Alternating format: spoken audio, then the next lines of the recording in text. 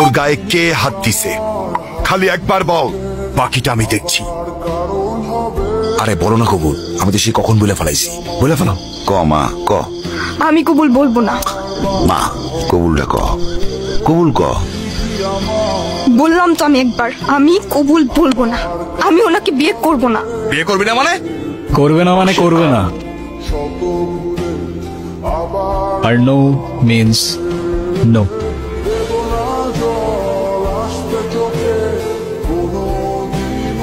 তুই আবার এনেছিস? ওরে আজকে আমি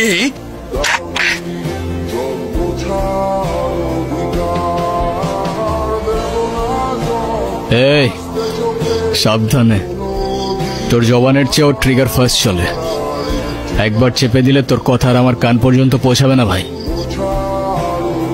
বাবা এই জাহাঙ্গীর আমার সহজ সরল ভাগ্নিটারে ভয় ভীতি দেয়, আজকে বিয়ে করতে আইছে। তোমরা আইসো খুব ভালো হয়েছে। আমারে বাঁচাও বাবা, আমারে বাঁচাও।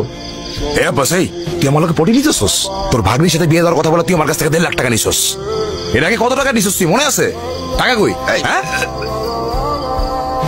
তুই এখন তোর ভাগ্নির লোকে আমার বিয়ে দিবি আর নালে টাকা দিবি, কি করবি ক? সি মামা, তোমার কি এতটুকু লজ্জা করে না? ছোটবেলা থেকে তোমাদেরকে আমি আমার বাবা মার জায়গায় দেখতাম, আর সেই তুমি। একটা মানুষ এতটা স্বার্থপর হয় কিভাবে?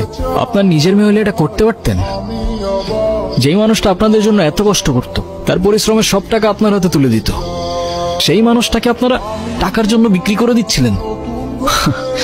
পারেনও আপনারা। বাবা আমার ভুল হয়ে গেছে, বড় ভুল হয়ে গেছে, আমার মাফ করে দাও বাবা।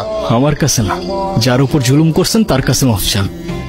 আমারে মাফ করে দে মা, আমি বড় ভুল করে বলেছি, আমারে মাফ করে দে মা। তাহলে আমি জীবনও শান্তি পাবো না মা। তাহলে আমার টাকা কি হবো? এই টাকা মানে কি? তোর কত বড় সাহস, তুই আমার ছেলে গায়ে হাত তুলছস? তুই যে এখনো জিন্দা হয়ে আমার সামনে দাঁড়ায় আছিস না, এটাই তোর সাত কপালে ভাগ্য। শোনেন আব্বাস মিয়া, আপনার মেয়ে এখন থেকে আমার মেয়ে হয়েই থাকবে। যেদিন আপনি আপনার স্বভাব চরিত্র পরিবর্তন করতে পারবেন, সেদিন এসে মেয়েটাকে দেখে যাবেন। আমার বাড়ির দরজা আপনার জন্য খোলা থাকবে। আয় মা।